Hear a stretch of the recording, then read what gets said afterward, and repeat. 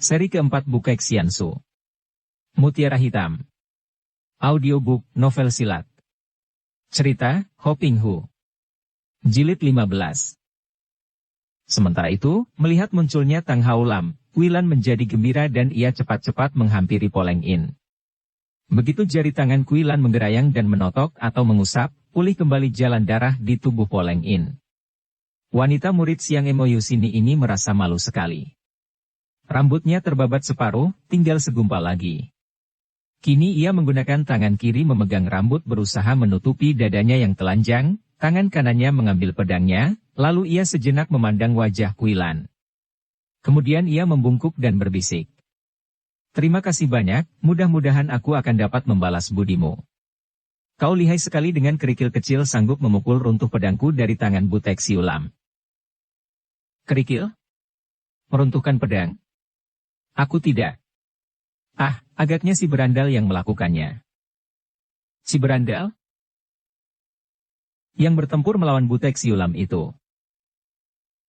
Wanita itu menengok dan mengerutkan keningnya.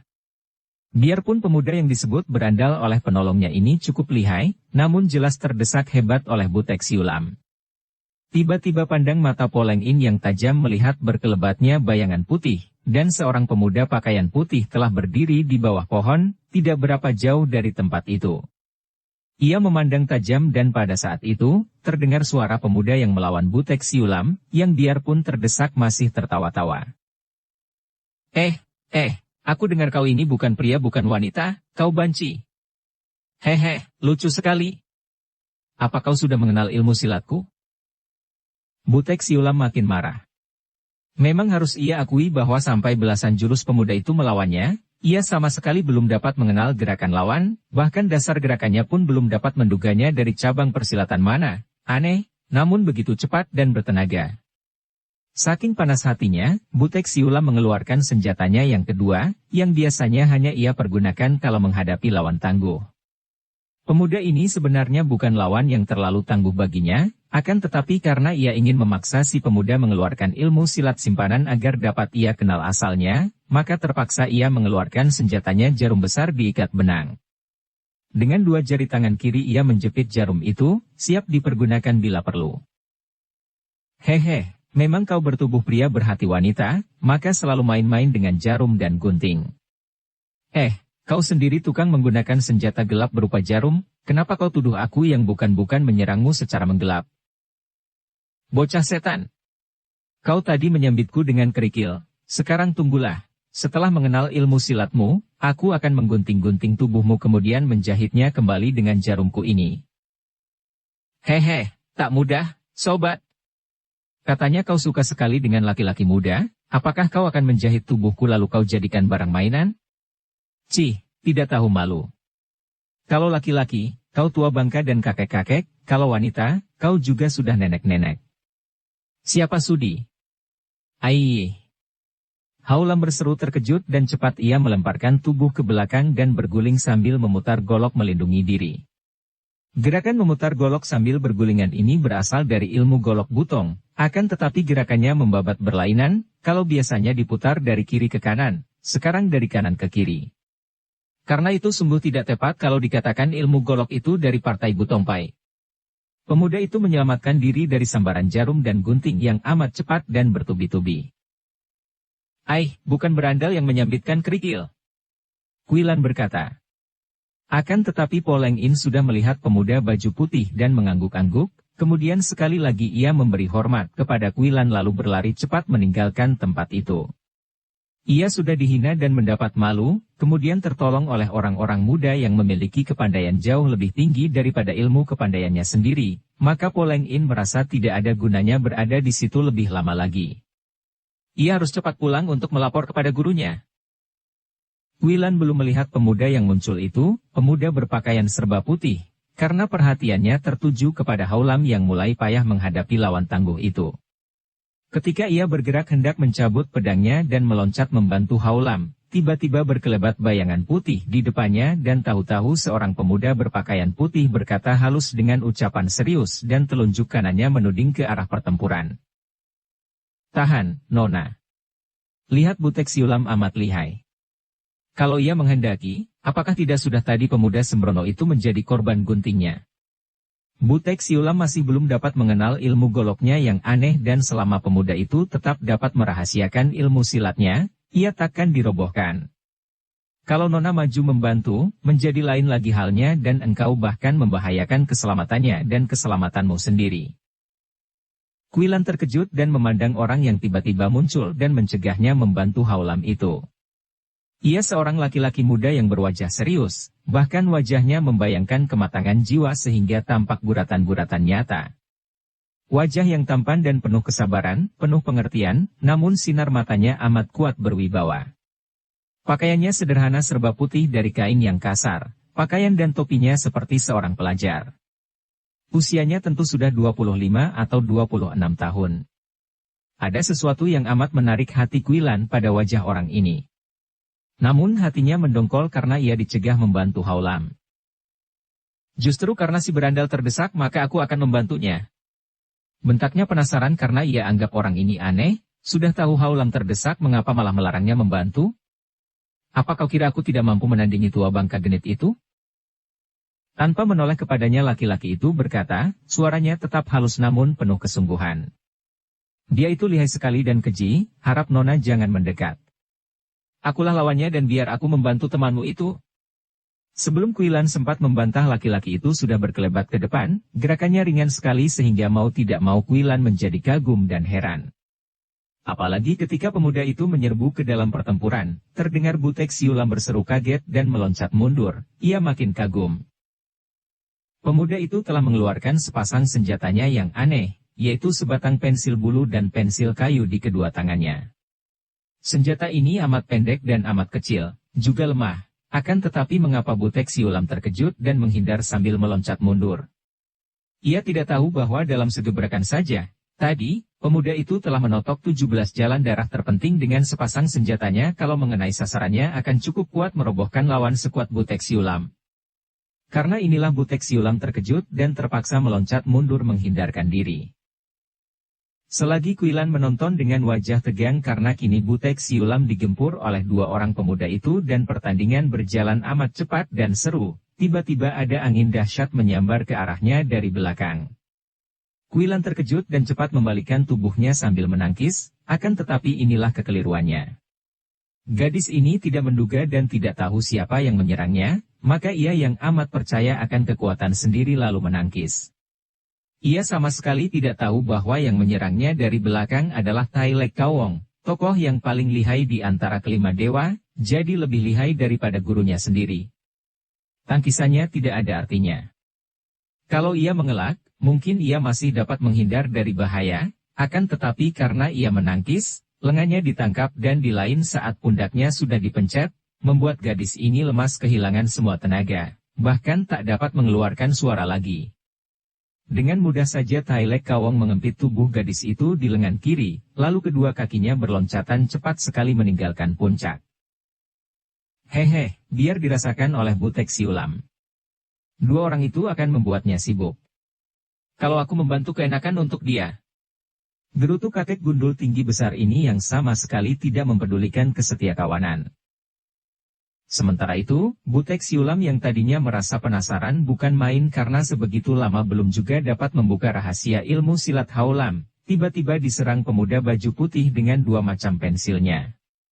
Ia kaget melihat gerakan ini karena mendatangkan dua macam angin pukulan yang berlawanan, juga gerakannya amat halus seperti orang mencoret-coret membuat tulisan, namun di dalam kehalusan gerak ini tersembunyi tenaga yang amat dahsyat.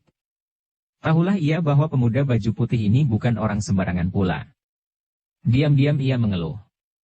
Pemuda berandalan yang bergolok besar itu sudah memiliki tingkat kepandaian yang jauh melampaui pemuda-pemuda sebayanya, bahkan memiliki ilmu silat aneh yang tak dikenalnya sama sekali. Sekarang muncul pemuda lain yang demikian dahsyat ilmunya. Benar di dunia telah muncul jago-jago muda yang amat hebat. Hai, bocah tampan dan halus. Kau siapakah dan mengapa menyerangku? Apakah kau sahabat dia? Si berandal mentah ini? Sebelum pemuda baju putih yang pendiam dan berwajah serius itu menjawab, Haulam yang dimaki berandal mentah sudah mendahului dan mengejek. Hahaha. Manusia banci yang tak tahu malu. Makin banyak datang pemuda tampan kau makin hendak bergenit. Ataukah engkau hendak menggunakan lagak perempuan lacur untuk merayu dan menyembunyikan rasa takutmu? Tentu saja Eng Hiong, pendekar, ini membantuku dan menyerangmu karena semua orang gagah di dunia maklum belaka bahwa Butek Siulam adalah seorang manusia iblis yang selain jahat, juga banci cabul tak bermalu dan patut dibasmi. Siwut. Klik-klik. Gunting besar itu menyambar hebat dan 2 kali menggunting ke arah leher dan pinggang Haulam. Haya. Sayang tidak kena. Haulam berhasil menangkis dengan goloknya, guntingan pertama ke arah lehernya, namun goloknya sempat terlepas dari tangannya yang terasa panas dan pada saat guntingan kedua ke arah pinggangnya mengancam sehingga jalan satu-satunya baginya untuk menyelamatkan diri hanya membuang diri ke belakang dan bergulingan. Hal yang pada saat seperti itu amat memalukan karena berarti ia kalah. Mendadak pensil bulu di tangan pemuda baju putih menolongnya, menangkis gunting sehingga pemuda yang nakal. Biarpun mukanya pucat dan dahinya mengeluarkan keringat dingin, masih sempat mengejek juga. Kembali Butek Siulam, tercengang. Tangkisan Haulam tadi, sungguh pun cukup kuat, akan tetapi tidak mengherankan karena senjata pemuda itu adalah sebatang golok besar yang berat. Akan tetapi, biarpun hanya ditangkis dengan pena bulu, guntingnya terpental dan ia merasa tenaga yang tersalur pada guntingnya membalik sehingga lengannya terasa kesemutan. Inilah hebat. Ia makin kagum dan sinar matanya memandang wajah pemuda itu dengan penuh perhatian. Perlu diketahui bahwa tokoh aneh ini sebetulnya berasal dari barat. Di negara Nepal, ia pernah menjadi orang kepercayaan raja di sana, yaitu menjadi kepala Taikam, pembesar Kebiri, yang dipercaya untuk mengurus segala urusan rumah tangga dan keluarga raja. Akan tetapi karena sebelum menjadi Taikam, Butek Siulam telah memiliki ilmu kepandaian tinggi, maka biarpun di Kebiri, ia tetap menjadi seorang laki-laki yang kuat. Kalau orang lain di Kebiri lalu kehilangan kemampuannya sebagai laki-laki, sebaliknya Butek Siulam makin bertambah nafsunya, karena pengebirian yang dilakukan terhadap dirinya sebagai syarat menjadi Taikam itu hanya melenyapkan kemampuannya mendapat keturunan saja. Biarpun dengan kenyataan ini diam-diam dapat merajalela dan merusak kesusilaan yang dijaga keras di dalam istana dengan melakukan hubungan-hubungan gelap dengan para putri dan selir raja, namun pergaulannya dengan para Taikam lainnya, juga mungkin akibat pengebirian, mendatangkan sifat kewanita-wanitaan kepada dirinya seperti kepada Taikam-Taikam lain. Seperti juga Taikam-Taikam lain, timbullah kesukaan aneh pada diri Butek Siulam, yaitu ia suka sekali kepada pemuda-pemuda tampan, hampir sama besarnya dengan rasa suka terhadap gadis-gadis cantik. Kebiasaan seperti inilah yang membuat makin lama tokoh banci ini menjadi makin tidak normal dan boleh dibilang mendekati gila. Dan akhirnya, karena dia tampan dan telah berhasil melakukan hubungan-hubungan gelap dengan para selir, ia ketahuan dan terpaksa melarikan diri karena akan dihukum gantung oleh raja yang marah. Demikianlah akhirnya bekas Taikam yang sakti ini melarikan diri ke timur dan berhasil mempengaruhi para kaum sesat yang menyelundup dalam dunia pengemis. Kini bertemu dengan Haulam yang memang tampan, hatinya sudah tertarik, sama dengan tertariknya hati seorang kakek mata keranjang melihat gadis ayu. Akan tetapi sikap Haulam yang mengejek dan menghinanya membuat rasa sukanya berubah kebencian. Kemudian muncul pemuda baju putih yang pendiam dan juga amat tampan wajahnya. Maka ia menjadi tertarik dan suka sekali, apalagi mendapat kenyataan bahwa pemuda ini memiliki kepandaian yang hebat, lebih lihai daripada si pemuda berandalan, bahkan ia merasa sangsi apakah ia dapat mengalahkan pemuda ini dengan mudah. Orang muda, boleh juga kepandaianmu. Siapakah engkau dan mengapa engkau memusuhi Butek Siulam tanpa alasan? Pemuda baju putih itu menjawab, suaranya tenang sekali. Butek Siulam, sudah lama aku mendengar tentang namamu yang besar di dunia Kang Ou, juga tentang sepak terjangmu. Aku Shikiang, bernama Liong, dari kota raja. Memang tidak ada permusuhan di antara kita, aku hanya tidak ingin kau mencelakai orang lain. Sobat muda ini benar karena telah menolong seorang nona yang hendak kau perhina. Hai Hik, jadi engkaukah yang menyambitkan kerikil tadi? Sudah kuduga tentu bukan bocah berandal sombong ini, dan... Tiba-tiba Haulam memotong, memandang pemuda baju putih itu tanpa menghiraukan Butek Siulam lagi. Kiranya Kiang Kongcu. Namamu amat terkenal sebagai pendekar muda di kota Raja Sung, putra Pangeran Qiang dan murid suling emas. Pemuda baju putih yang mengaku bernama Qiang Liong itu menahan senyum. Memang tidak salah dugaan Hao-Lam. Pemuda baju putih ini memang benar Qiang Kongcu, putra Pangeran Qiang yang sulung. Para pembaca cerita cinta bernoda darah tentu masih ingat bahwa ibu pemuda ini bernama Suma Cheng dan sebelum Suma Qiang menikah dengan Pangeran Qiang, ia telah mengandung anak sulung ini. Jadi siapakah ayah pemuda ini? Bukan lain adalah suling emas. Sebelum menikah, putri Pangeran Suma ini telah saling cinta dengan suling emas dan karena kedudukan mereka tak memungkinkan perjodohan di antara mereka, maka dengan nekat mereka melakukan hubungan gelap yang mengakibatkan suling emas disiksa. Ketika itu belum sakti, dan Suma Cheng dikawinkan dengan Pangeran Qiang. Tentu saja Qiang Liong sendiri tidak tahu akan hal ini yang menjadi rahasia besar dan hanya diketahui oleh dua orang saja, yaitu tentu saja suling emas dan Suma Cheng. Bagi Qiang Liong, suling emas adalah pendekar sakti yang ia kasihi, hormati dan taati, karena suling emas adalah gurunya yang menggemblengnya sejak ia masih kecil. Masih teringat olehnya betapa ketika ia berusia 10 tahun, pada suatu malam suling emas memasuki kamarnya, dengan sikap manis mengajaknya bercakap-cakap kemudian mengajaknya keluar dan mulai malam hari itulah ia menjadi murid suling emas. Murid terkasih dalam rahasia, bahkan ibu kandungnya sendiri tidak mengetahui akan hal yang dirahasiakan ini. 5 tahun kemudian, setelah ia berusia 15 tahun, barulah ayah ibunya tahu akan hal ini. Ayahnya marah-marah. Akan tetapi setelah mendapat penjelasan ibunya, marahnya mereda dan sejak itu ia menjadi murid suling emas secara berterang. Hanya anehnya, gurunya tidak pernah mau bertemu dengan ayah kandungnya, dan selalu datang menemuinya dalam kamar, lalu mengajaknya berlatih di dalam taman bunga. Sobat baik, engkau terlalu memuji. Akan tetapi sungguh tajam penglihatanmu sehingga engkau segera dapat mengenalku. Adapun Butek Siulam ketika mendengar bahwa pemuda itu adalah murid suling emas, menjadi kaget dan kagum sekali, di samping perasaan tidak enak di hatinya. Dari sambaran batu kerikil yang mengenai lengannya dan tangkisan pensil terhadap guntingnya saja sudah membuktikan betapa tinggi ilmu kepandaian pemuda itu. Kalau muridnya sepandai ini, betapa hebat kepandaian gurunya yang dianggap musuh oleh Butek Ngosian. Hehe, kiranya engkau murid suling emas? Bagus sekali. Orang muda yang tampan, kau katakan kepada gurumu bahwa kalau dia memang seorang pendekar sakti, boleh dia menghadapi Butek Ngosian, 5 dewa tanpa tanding. Qiang Liong mengerutkan keningnya. Butek Ngosian, siapa saja gerangan mereka itu? Hai Hik, pantas sekali engkau belum tahu karena nama itu baru tadi dilahirkan. Dengarkan baik-baik dan kau ceritakan kepada mereka yang menganggap diri sebagai pendekar-pendekar Kang Ou. Butek Ngosian mulai hari ini menguasai dunia persilatan yang kalian sebut kaum sesat sebagai pengganti Tian Teliokui yang telah lenyap. Pertama-tama adalah aku sendiri, Butek Siulam, kedua adalah Tai Lek Kawong, kemudian Xiao Bin Lomo, Pak Sinong, dan Sianto Anio. Sayang kau datang terlambat, kalau tidak tentu dapat berjumpa dengan mereka. Akan tetapi, dapat kuperkenalkan Tai Lek Kawong. Ia menoleh ke arah raksasa gundul tadi duduk lalu berseru. Kemana Kawong? Hei, mana dia mutiara hitam? Hao-Lam juga berseru sambil memandang ke sana kemari. Qiang Kongcu, tentu dia dibawa lari setan gundul tadi. Mari kau bantu aku mengejarnya. Qiang Liong adalah seorang pemuda yang tenang dan tidak gugup seperti Hao-Lam. Akan tetapi ia pun merasa khawatir karena tidak melihat bayangan dua orang itu. Ia merasa heran betapa kakek gundul itu dapat bergerak sedemikian cepatnya dan tanpa ia ketahui. Hal itu saja sudah jelas membuktikan bahwa kakek gundul itu tentu lihai bukan main.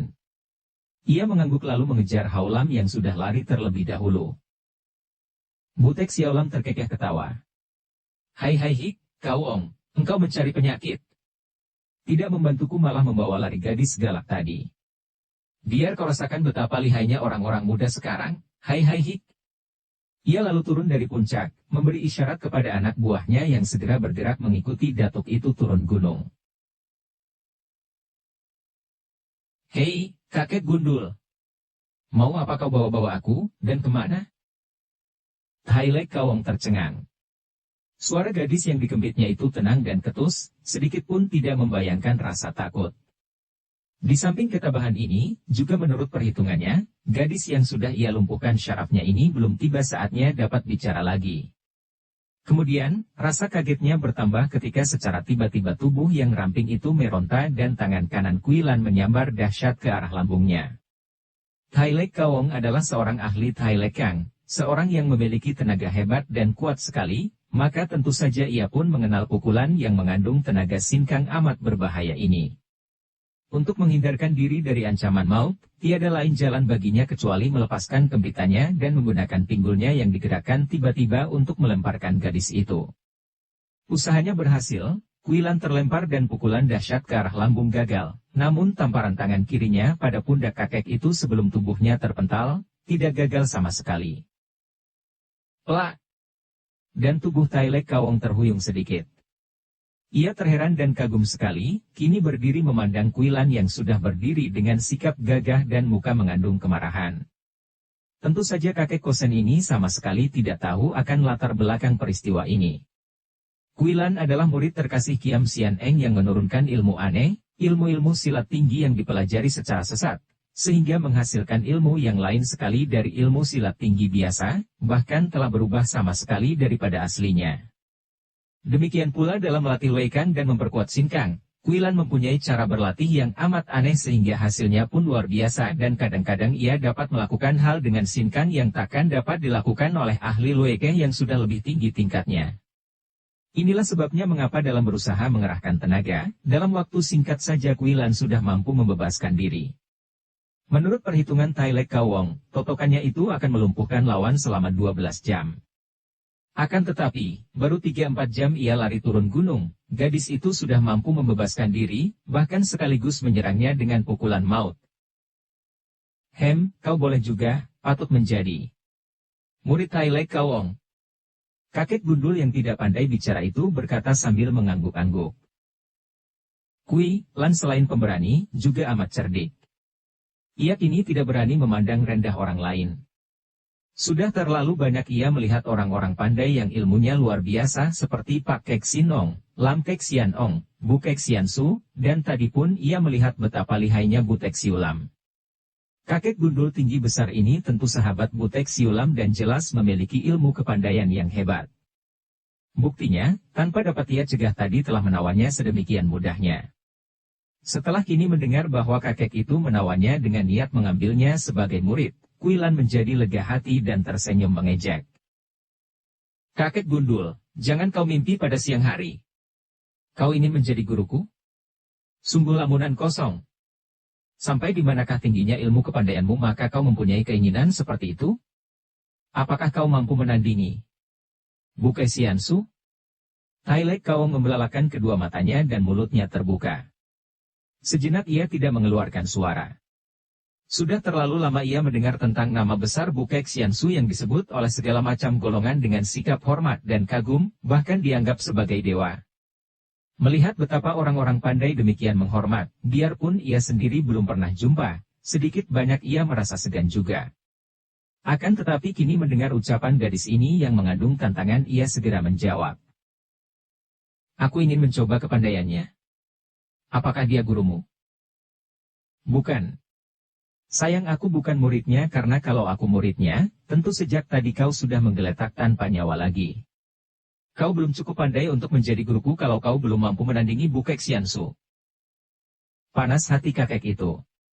Selama ini, sudah puluhan tahun ia tidak pernah menemui lawan yang sanggup mengalahkannya. Selama puluhan tahun bertapa di pulau-pulau kosong di Laut Timur telah menghasilkan ilmu yang hebat-hebat pada dirinya. Di samping himpunan tenaga Tai Lek Kang yang dahsyat, juga ia telah menciptakan ilmu silat tangan kosong yang ia namakan Soan Hong Sin Chiang. Ilmu ini ia ciptakan dengan mengambil dasar gerakan pusaran angin di waktu badai mengamuk di pulau-pulau kosong. Di samping Sian Hong Sin Chiang ini, juga senjatanya sepasang gembreng amat hebat. Suaranya saja sudah dapat merobohkan seorang lawan tangguh. Tidak mengherankan apabila kakek ini tidak pernah bertemu tanding dan kemenangan-kemenangan itu membuatnya haus akan pertandingan-pertandingan baru dan kemenangan-kemenangan baru. Boleh coba? Hayo siapa yang dapat mengalahkan aku? Seru kakek itu sambil berdiri tegak, agak membungkuk seperti seekor monyet besar. Kuilan tertawa lalu berkata, wah, lagaknya. Tentu saja, karena tahu di sini tidak ada siapa-siapa lalu mengeluarkan ucapan besar dan bersumbar. Sekarang begini saja, siapa namamu tadi? Tai Lek Kawong menyipitkan matanya, memandang penuh perhatian. Masih terbayang ia akan butek Siulam yang mempermainkan Poleng In tadi dan diam-diam ia membayangkan bahwa gadis di depannya ini jauh lebih cantik, jauh lebih indah bentuk tubuhnya daripada Poleng In. Tai Lek Kawong bukan seorang bermata keranjang, bahkan sudah puluhan tahun ia tidak pernah mau mendekati wanita. Namun, perbuatan butek Siulam tadi membuat hatinya bergerak dan nafsu yang sudah lama tidur kini ikut bergerak hendak bangkit kembali. Orang menyebutku Tai Lek Kawong, jawabnya singkat. Wah, cocok. Memang mukamu seperti raja monyet. Dan melihat nama julukanmu, tentu engkau memiliki tenaga besar. Nah, sekarang coba kau perlihatkan kepandaianmu agar dapat kubandingkan dengan ilmu-ilmu yang pernah kusaksikan dari Bukek Xiansu. Tai Lek Kawong berpikir sejenak.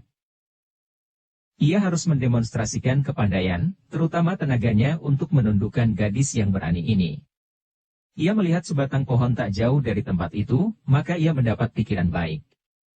Ia menudingkan telunjuknya ke arah pohon sambil berkata, kau lihat, dari tempat ini aku sanggup sekali pukul, membikin rontok semua daun dari atas pohon itu.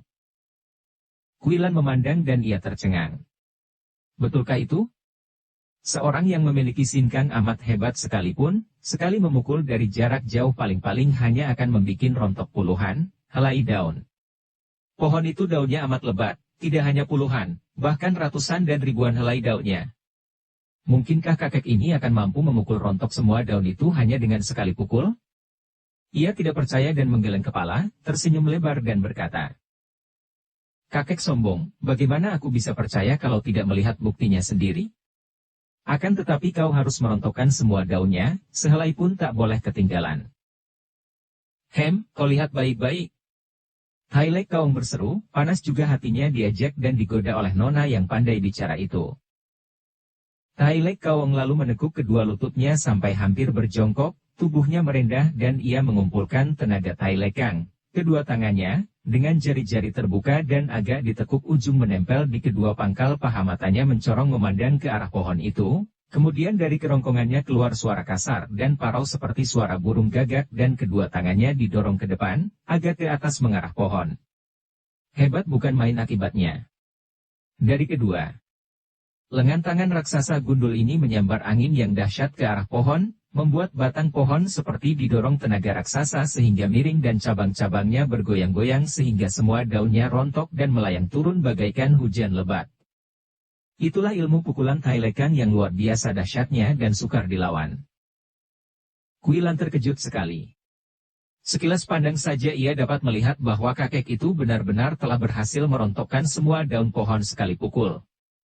Ketika ia melihat daun-daun rontok berhamburan sebagian melayang ke arah tubuhnya, gadis ini cepat mengerahkan tenaga menggerakkan kedua tangan cepat sekali, menyambar dan menangkap beberapa helai daun lalu mengerahkan tenaga sinkang menyambitkan daun-daun itu ke arah dahan pohon. Daun itu masih melayang-layang akan tetapi melayang ke atas dan dengan tepat tangkai daun-daun itu menancap pada ranting pohon. Hai Lek Kawong, masih ada beberapa helai daun yang tinggal, tidak rontok semua. Kuilan mengejek, gadis ini tidak peduli apakah kakek itu tahu akan perbuatannya atau tidak karena ia memang hanya berniat mengganggu sambil memperlihatkan pula kepandaiannya untuk membuktikan bahwa ia pun bukan tidak memiliki kepandaian. Dan sebetulnya lah bahwa kakek itu telah melihat dan tahu apa yang dilakukan Kuilan. Raksasa gundul yang sudah berdiri tegak kembali napasnya agak terengah karena tadi ia telah mempergunakan tenaga besar sekali. Ia merasa yakin bahwa semua daun pohon akan rontok dan tentu saja ia tadi melihat gerakan Kuilan. Alangkah heran hatinya karena ia segera mengenal gerakan ini yang tiada bedanya dengan gerakan Sianto Anio ketika menyambitkan daun-daun dari atas pohon. Nona. Apa hubunganmu dengan Sianto Anio? Kini Kuilan yang menjadi tercengang. Ia cukup cerdik untuk menghubung-hubungkan sesuatu persoalan. Kakek gundul ini agaknya mengenal ilmunya menyambitkan daun sebagai senjata rahasia maka menyinggung nama Bibisian, gurunya. Bibisian adalah guruku. apakah kau kenal dengan guruku? Kakek gundul itu mengangguk-angguk. Dia tidak banyak cerita, hanya mukanya yang menjadi berseri gembira. Dia itu adik termuda dari Butek Ngosian. Aku yang paling tua. Kau sebut aku Toa Supek, guru tertua? Kuilan mengerutkan keningnya. Mana ada hubungan ini? Siapa dan apakah Butek Ngosian itu? Guruku tidak pernah bercerita tentang itu kepadaku. Bantahnya meragu. Tai Lek Kawong mengangguk. Tentu saja. Baru pagi tadi terbentuk. Aku orang pertama. Kedua adalah Pasinong. Ketiga Xiao Bin Lomo. Keempat Butek Siulam. Kelima gurumu. Butek Ngosian menggantikan kedudukan Tian Teliokui. Kuilan tidak puas. Biarpun ia tahu bahwa gurunya orang yang amat aneh dan harus ia akui kadang-kadang tidak waras jalan pikirannya, akan tetapi ia pun tahu akan watak angkuh gurunya. Mana mungkin gurunya sudi bersekutu dengan orang-orang jahat macam ini? Betapapun juga, hal itu merupakan pertolongan baginya, karena setelah kakek itu tahu bahwa dia murid Sianto Anio, tentu tidak akan diganggunya. Nah, biarlah kau kusebut Toa Supek, boleh saja. Setelah kau tahu bahwa aku murid Sianto Anio, tentu saja aku tidak dapat menjadi muridmu. Sejenak kakek itu termenung. Memang ia tadi menawan gadis ini sama sekali bukan karena ingin mengambil murid, hanya terdorong oleh rangsangan hati yang timbul setelah melihat Butek Siulam mempermainkan Poleng In. Maka ia lalu menjawab. Bukan murid. Kita orang sendiri. Kau temani aku beberapa hari. Keponakan harus bersikap manis kepada supeknya. Sambil berkata demikian, sepasang mata itu memandang Kuilan seolah-olah hendak menelan tubuh gadis itu bulat-bulat dengan pandang matanya. Kuilan bergidik.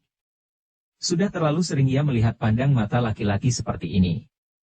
Akan tetapi biasanya ia hanya memandang rendah, tidak mempedulikan, atau kalau hatinya terlalu jengkel, menghajar si pemandang.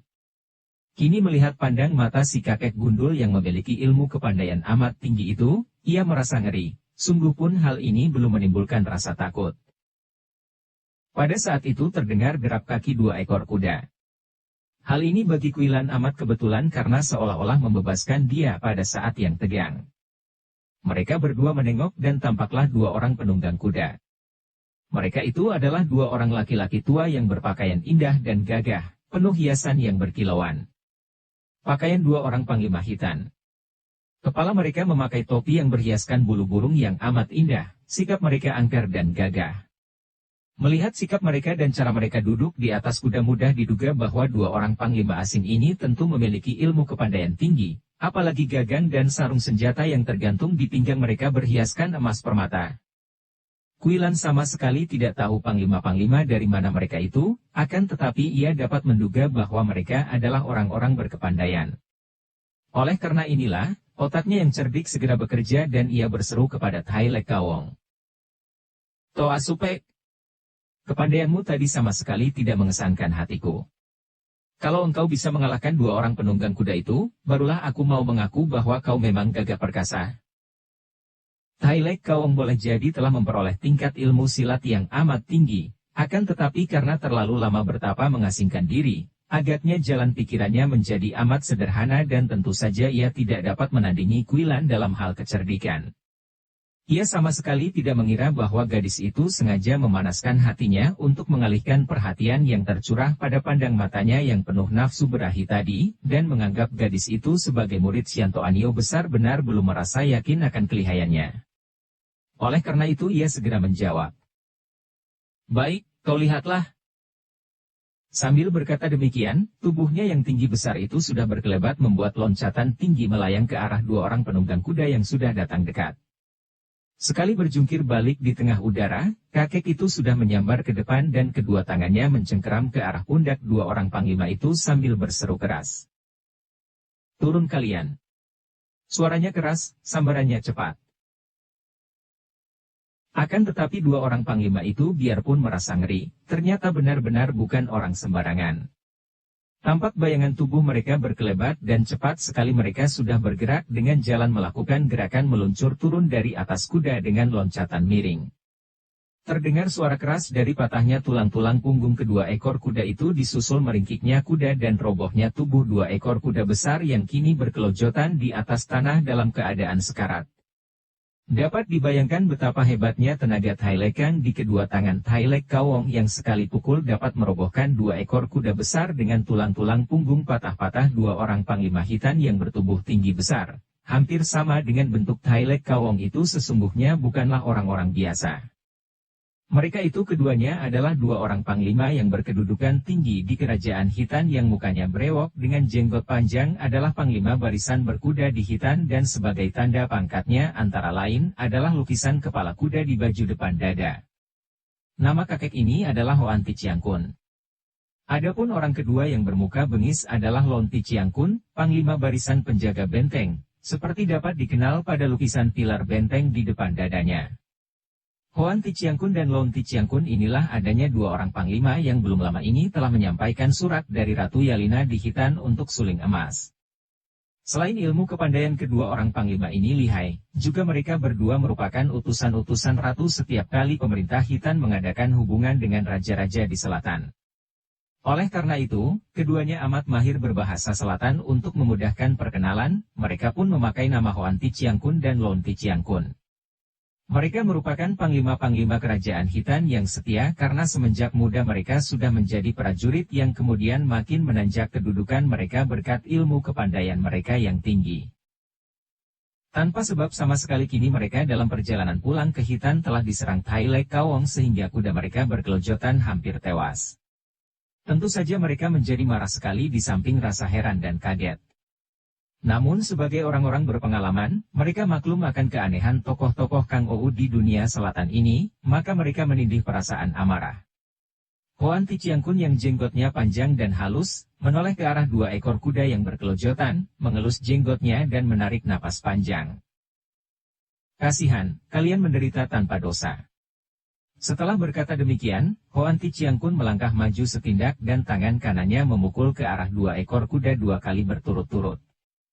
Pukulan jarak jauh yang cukup dahsyat, karena seketika dua ekor kuda itu berhenti berkelojotan karena pukulan yang tepat mengarah kepala itu membuat dua ekor binatang ini tewas seketika. Kemudian Hoan Ti Chiang Kun bersama kawannya mengangkat kedua tangan dirangkapkan ke dada memberi hormat. Maaf, kami berdua Hoan Ti dan Lon Ti dari Hitan merasa belum pernah kenal dengan Lo Suhu, juga tidak merasa melakukan sesuatu kesalahan. Apa sebabnya Lo Suhu menyerang kami? Siapakah Lo Suhu? Ucapan ini benar-benar merupakan sikap yang amat merendahkan diri, sikap yang amat terpuji dari dua orang panglima itu sehingga tidak mengherankan apabila Ratu Hitan mengangkat mereka sebagai utusan-utusan negara. Memang pada masa itu, kerajaan Hitan di bawah pimpinan Ratu Yalina selalu berusaha untuk menjauhi permusuhan dengan rakyat selatan. Sikap ini ditambah kekuatan Hitan agaknya membuat kerajaan Sung tidak berdaya dan selama itu belum juga mau menaklukkan Hitan. Padahal kerajaan-kerajaan lain telah ditaklukkannya. Siapa kita? Ucapan yang halus dan merendah itu malah membuat Tai Lek Kawong marah-marah. Hal ini karena dua orang panglima itu salah duga dan menyebutnya Lo Suhu, sebutan bagi seorang Huisio. Agaknya karena ia berkepala gundul maka orang Hitan itu menyangkanya Huisio, tidak tahu bahwa gundulnya adalah gundul asli, bukan karena dicukur, melainkan gundul sebagai akibat dari latihan Tai Lek Kang. Aku Tai Lek Kawong bukan pendeta. Aku orang pertama Butek Ngosian. Tidak ada permusuhan. Hanya kalian harus mengakui keunggulanku. Lihat seranganku. Setelah berkata demikian, kakek gundul itu sudah menerjang maju kalang kabut, menggunakan kedua lengannya yang besar dan kuat. Dua orang panglima Hitan itu mendongkol bukan main. Tiada hujan tiada angin kakek gundul yang bukan Huisio ini telah membunuh kuda mereka, dan menyerang mereka secara membabi buta hanya karena ingin diakui keunggulannya. Kalau saja permintaan itu dilakukan secara baik-baik, mereka berdua yang mentaati pesan ratu mereka tentu akan suka mengakui keunggulan si gundul gila ini. Akan tetapi karena mereka diserang, maka keduanya cepat mengelak dan bahkan kini balas menyerang. Jiwi Chiang Kun, kakek gundul itu sombong sekali. Harap Jiwi suka kalahkan dia. Tiba-tiba Kuilan berteriak dan kini kedua orang panglima itu dapat menduga sebabnya mengapa si gundul ini bertindak secara edan-edanan. Kiranya karena gadis cantik itu. Tentu saja si gundul ini hendak memamerkan kepandaian kepada si gadis cantik. Keparat, sudah tua bangka, mukanya seperti monyet, masih hendak berlagak di depan seorang gadis remaja. Pikiran ini membuat kedua orang Panglima Hitan ini makin marah dan mereka lalu berdecak dan menyerang sungguh-sungguh. Dua orang Panglima itu adalah orang-orang gagah. Hal ini dapat dilihat dari cara mereka melakukan penyerangan.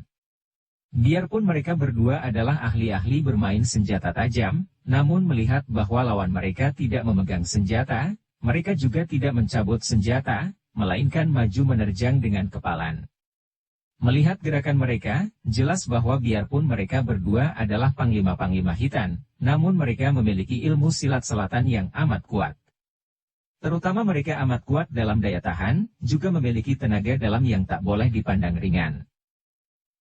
Tai Lek Kawong memang sudah menyangka bahwa dua orang ini bukan orang sembarangan, akan tetapi tidak mengira bahwa mereka memiliki luekang demikian kuatnya, maka karena ia merasa khawatir kalau tidak dapat merobohkan kedua orang lawannya secara cepat sehingga akan diremehkan kuilan. Kakek ini segera mengeluarkan seruan keras sekali dan tubuhnya lalu bergerak berpusingan dengan kedua lengan dikembangkan. Hebat bukan main akibatnya gerakan ini karena dari kedua lengan itu timbul angin menyambar-nyambar ke kanan kiri dengan luar biasa. Kemudian makin lama tubuh kakek itu makin cepat berputaran, angin pun makin hebat pula berpusingan. Inilah ilmunya yang amat ia andalkan, yaitu Soan Hong Sin Chiang. Jarang sekali Tai Lek Kawong mengeluarkan ilmunya yang ampuh ini. Sekarang karena dalam hatinya timbul dorongan nafsu dan ingin sekali ia membuat Kuilan kagum akan kepandaiannya, ia hendak merobohkan kedua lawannya itu dalam waktu sesingkat-singkatnya. Dua orang panglima itu terkejut bukan main.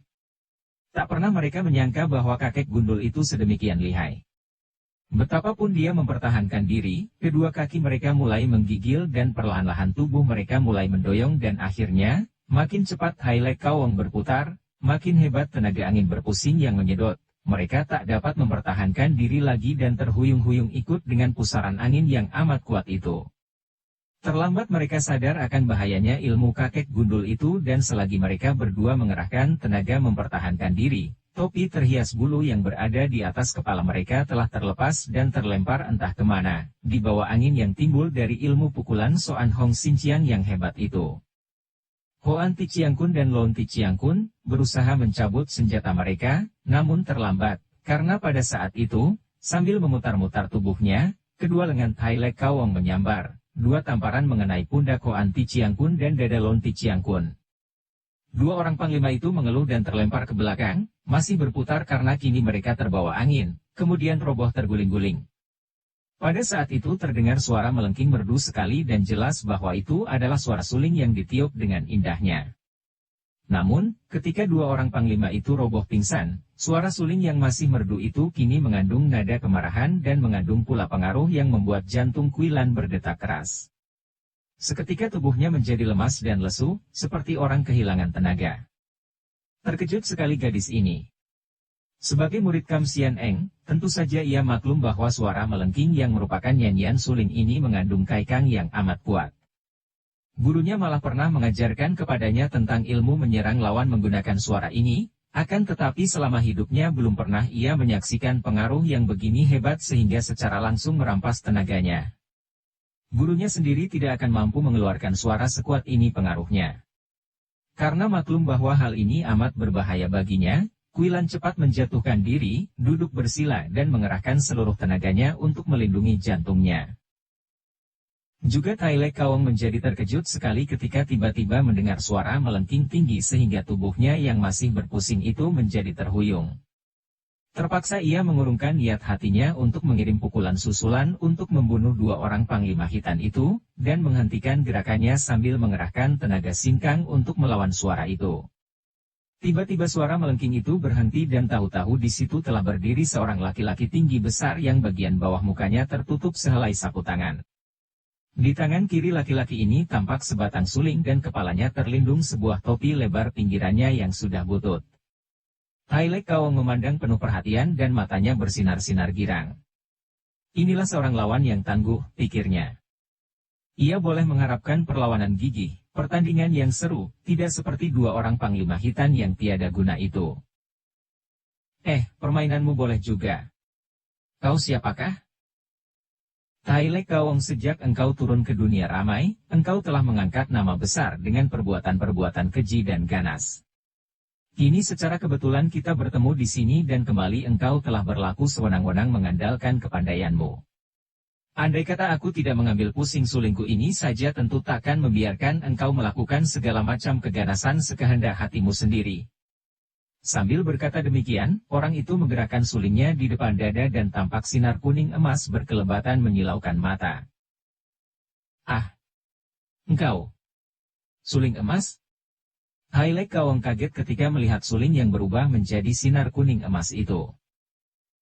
Sebelum suling emas menjawab, Wilan sudah berkata cepat, Tai Lek Kawong, engkau mengalahkan dua panglima itu masih tidak aneh. Kalau kau bisa mengalahkan suling emas, barulah kau boleh menyebut orang pertama dari Butek Ngosian. Suling emas mengerutkan keningnya. Bocah itu benar-benar bersikap berandalan dan nakal. Ia tahu bahwa gadis ini mulutnya amat berbahaya dan sekarang pun dia sedang berusaha mengadu kakek gundul ini dengannya. Benar-benar gadis yang binal dan nakal, dan teringatlah ia kepada Lin Lin atau Ratu Yalina, dahulu di waktu mudanya juga seperti gadis ini. Ataukah seperti Kam Sian Eng? Kalau gadis ini murid Sian Eng, agaknya putri adik tirinya itu. Ia tahu bahwa Sian Eng telah menjadi korban cinta kasihnya kepada Sumaboan, putra pangeran yang jahat itu, dan setelah Sumaboan tewas di tangan Sian Eng dan Lin Lin, Sian Eng lalu lari, ingatannya seperti berubah gila dan secara aneh dan mendadak telah memiliki ilmu kepandaian yang dahsyat. Putri Sian, kah gadis cantik yang liar dan nakal ini? Kebetulan sekali. Pasiano mengatakan kau lihai, ingin aku mencobanya. Suling emas, kau sambutlah seranganku ini. Setelah berkata demikian, tiba-tiba tubuh kakek gundul itu kembali berputar-putar amat cepatnya, seperti ketika ia menyerang dua orang panglima hitam tadi. Makin lama makin cepat gerakannya dan mulai terdengar angin berdesing menyambar keluar dari kedua lengan tangannya yang dipentang lebar. Karena dapat menduga bahwa lawannya ini lihai sekali, maka begitu menyerang, Tai Lek Kawong sudah mengeluarkan ilmu simpanannya, yaitu Soan Hong Sin Chiang. Sayang sekali ilmu yang begini hebat menjadi milik seorang yang gila nama dan kemenangan. Kata suling emas sambil menarik napas panjang.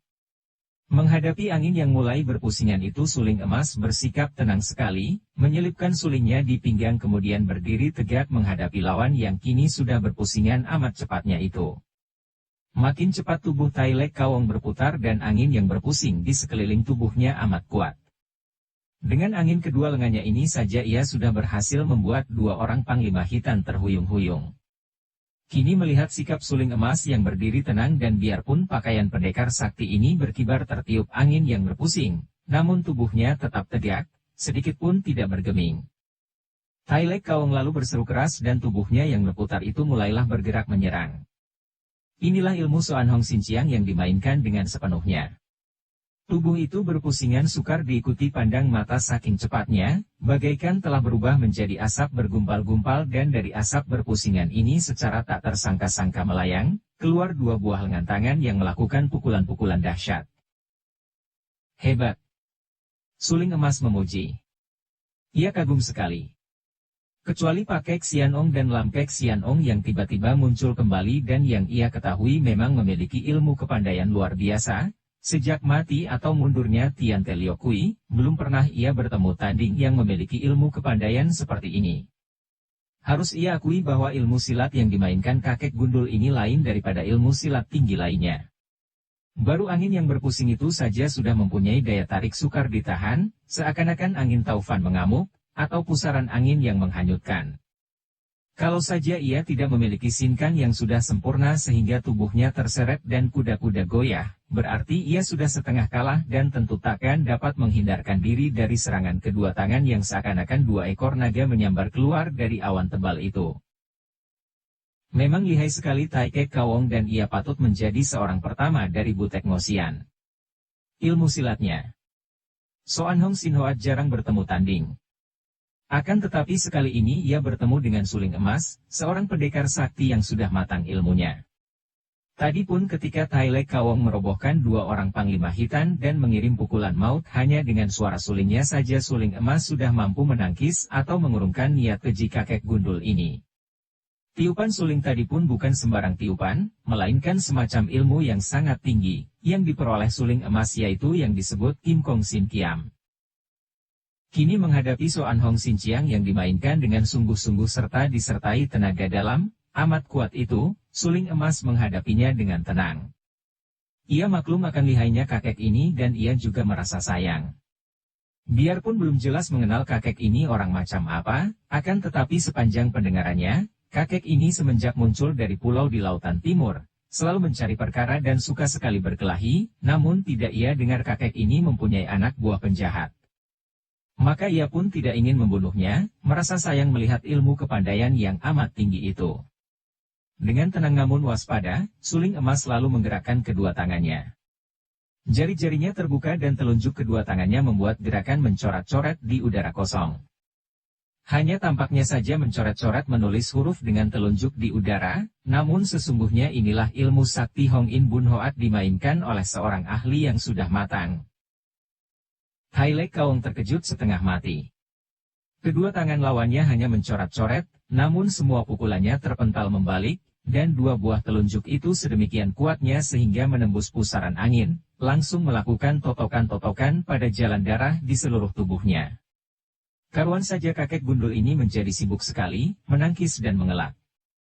Biarpun ia menangkis dengan kedua tangannya dan mengelak cepat-cepat, agaknya kedua tangan dan elakannya masih belum cukup untuk melindungi tubuhnya karena yang menyerangnya bukan lagi dua buah telunjuk, melainkan puluhan buah telunjuk.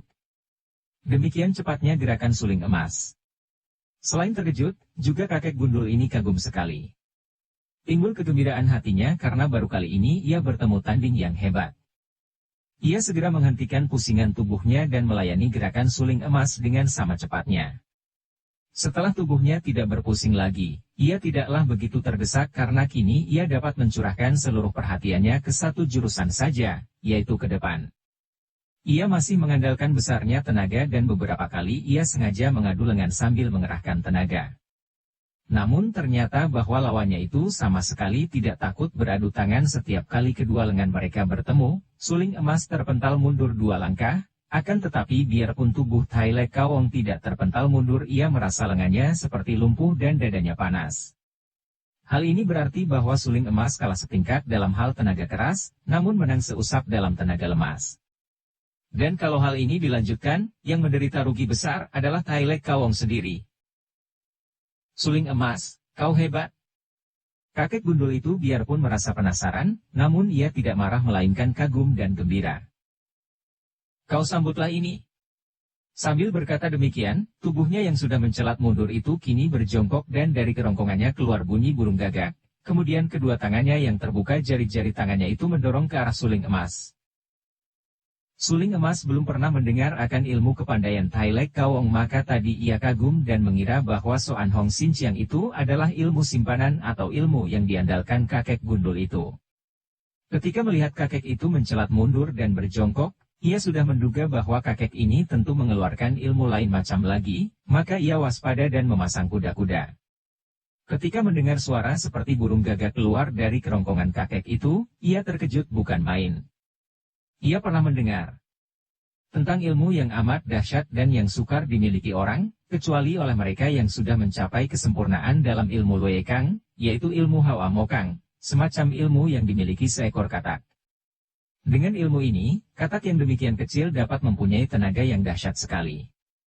Ia pernah mendengar penuturan tentang Hawa Mokang dan si pemilik ilmu Hawa Mokang kabarnya juga mengeluarkan suara dari kerongkongannya seperti suara katak.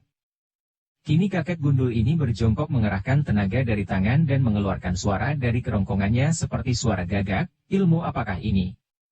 Suling emas yang cerdik itu segera teringat akan julukan kakek gundul itu. Tak salah lagi, tentulah ilmu pukulan yang menggunakan dasar tenaga Tiantan inilah yang membuat kakek itu dijuluki Tai Lek. Setelah dengan cepat dapat menduga akan dasar ilmu pukulan ini, timbul keinginan hati suling emas untuk mencoba pukulan lawan tangguh ini sampai di mana batas kekuatannya. Karena ia tidak mau sembrono dan membahayakan diri sendiri, maka ia hanya mempergunakan tenaga sebanyak 3/4 bagian saja sedangkan sisa tenaganya ia persiapkan untuk dipakai meringankan tubuhnya dan meloncat menghindarkan diri. Melihat suling emas berani menyambut Tai Lekang dengan dorongan kedua tangan dari atas ke bawah, kakek itu menjadi girang. Ia merasa yakin bahwa kali ini ia akan menang. Boleh jadi ia tidak mampu menandingi ilmu silat suling emas yang demikian ajaib, akan tetapi dalam hal pertandingan mengadu tenaga, tak mungkin ia kalah kuat. Selama hidupnya, belum pernah ada orang yang sanggup mengalahkan Tai Lekang. Sekali ini pun ia harus dapat menangkan lawan tangguh ini dengan pukulan Tai Lekang, maka sambil mendorongkan kedua lengannya, ia mengerahkan seluruh tenaganya. Hawa panas mengalir bagaikan banjir keluar dari pusarnya melalui kedua lengan. Bagi pandangan orang lain, pertemuan dua tenaga sakti di udara itu tidak kelihatan dan seakan-akan tidak ada apa-apa. Namun bagi kedua orang sakti ini, seakan-akan halilintar menyambar dan meledak di atas kepala mereka. Akibatnya hebat sekali. Dua pasang tangan itu hanya saling menyentuh ketika keduanya mendorong ke depan, namun keduanya merasa seperti diseruduk gajah. Tubuh suling emas terdorong dari bawah dan karena pendekar ini memang sudah waspada, ia segera menggunakan sisa tenaganya untuk meringankan tubuh sehingga ia berhasil mematahkan tenaga dorongan dari kedua tangan lawan dengan cara membiarkan tubuhnya terlempar ke atas sampai hampir 4 meter tingginya. Tidak demikian dengan Tai Lekang. Karena raksasa gundul ini menggunakan seluruh tenaganya dan ia berdiri kokoh kuat di atas tanah, biarpun ia menang posisi dan dibantu oleh kerasnya tanah, akan tetapi ia seperti tergencet dan begitu dua tenaga sakti itu bertemu, kedua kakinya amblas ke dalam tanah sampai ke lutut. Selain ini, juga kakek gundul ini merasa napasnya sesak dan seakan-akan dadanya hendak meledak. Tai Lekang terkejut dan maklumlah ia bahwa lawannya benar-benar amat lihai sehingga kalau ia terus menggunakan Tai Lekang untuk melawannya, akan terancam bahaya dan bisa menderita luka parah di dalam tubuh. Sebagai seorang ahli ia tidak bodoh dan tidak mau mengulangi penggunaan ilmu pukulan Tai Lekang yang biasanya amat dia andalkan itu. Sekali ia mengeluarkan seruan keras, tubuhnya sudah meloncat ke atas. Kedua kakinya yang amblas ke tanah sudah tercabut keluar dan di kedua tangannya tampak senjatanya yang ampuh, yaitu sepasang gembreng. Aha, kiranya kepandaianmu hanya sebegitu saja, Tai Lekang. Belum lecet kulitmu, belum patah tulangmu, kau sudah mengeluarkan senjata. Kalau hanya sebegitu kepandaianmu, mana boleh engkau mengangkat dirimu sebagai orang pertama Butek Ngosian? Melawan guruku saja, kau belum tentu menang. Panas rasa perut Tai Lekang mendengar ejekan kuilan ini. Suling emas juga mengerutkan kening. Benar-benar seorang gadis yang bermulut tajam dan berbahaya. Bocah seperti itu patut ia telungkupkan di atas pangkuannya dan dipukuli punggungnya sampai minta-minta ampun dan bertobat. Ia tahu bahwa kakek gundul ini merupakan lawan yang tangguh dan sudah merupakan ahli tingkat atasan yang sukar dicari tandingnya. Suling emas, coba kau sambut senjataku ini. Tai Lekang yang kini menjadi penasaran dan marah oleh ejekan kuilan, bergerak maju, sepasang gembrengnya mengeluarkan bunyi nyaring sekali ketika ia adu-adukan. Tubuh suling emas berkelebat dan di depan tubuhnya tampak bergulung sinar kuning emas, yaitu sinar senjata sulingnya yang sudah ia cabut dan gerakan untuk menangkis datangnya senjata lawan yang hebat. Terang! Terang! Mata kuilan menjadi silau karena bunga api yang berpijar keluar amat terang. Kemudian disambung oleh suara beradunya sepasang gembreng yang membuat jantungnya tergetar.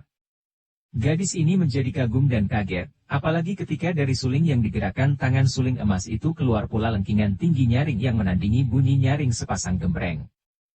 Riuh rendah suara suling dan gembreng ini dan kuilan segera menjatuhkan diri duduk bersila. Ia menyatukan semangat dan mengatur pernapasan sambil memandang penuh perhatian. Dua orang itu tampak bergerak makin lama makin cepat. Sehingga sukar dibedakan lagi mana suling emas mana Tai Lekang. Adapun suara gembreng dan suling amat aneh. Makin lama makin terasa oleh kuilan betapa dua macam alat tetabuhan yang kini digunakan sebagai senjata itu mulai membentuk irama tertentu seakan-akan dua orang itu tidak sedang bertanding, melainkan sedang mainkan lagu bersama. Akan tetapi, makin merdu suara suling dan makin nyaring suara gembreng, makin hebat pula pengaruhnya sehingga akhirnya kuilan tidak dapat menahan lagi untuk memandang pertempuran itu. Ia makin mengerahkan tenaganya dan membatasi diri hanya menggunakan telinganya saja untuk mendengarkan suara suling dan gembreng. Kini diam-diam ia mengakui kehebatan ilmu kepandaian Tai Lek Kawong dan ia merasa sangsi apakah gurunya akan dapat menandingi kakek gundul yang perkasa itu. Makin besar pula kagumnya terhadap suling emas yang agaknya malah jauh lebih sakti daripada Tai Lek Kawong. Biarpun tingkat kedua orang ini lebih tinggi daripadanya, namun pertandingan tangan kosong disusul pertandingan adu tenaga dalam tadi dapat ia ikuti dengan seksama dan ia tahu bahwa dalam dua pertandingan terdahulu itu suling emas berada di pihak unggul. Bersambung ke jilid 16. Dukung kami dengan subscribe, follow, like, komen dan share. Terima kasih.